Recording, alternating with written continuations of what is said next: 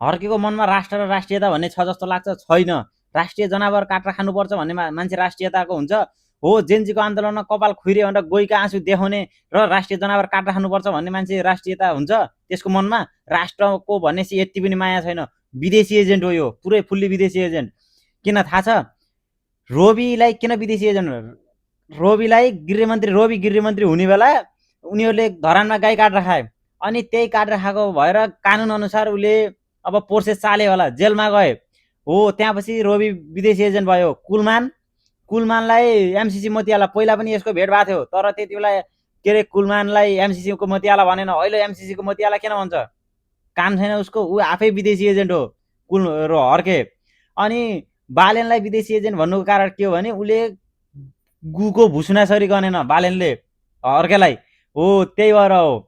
अब मलाई केही पनि गरेन, एउटा ट्याग त लगाइदिन्छु भनेर चाहिँ विदेशी एजेन्ट भने हो, अरू केही पनि होइन कारण होइन। राष्ट्रिय जनावर काटेर खानुपर्छ भन्ने मान्छेमा राष्ट्रियता भन्ने चुइक्क पनि छैन। 100% हो। हस्त नमस्ते।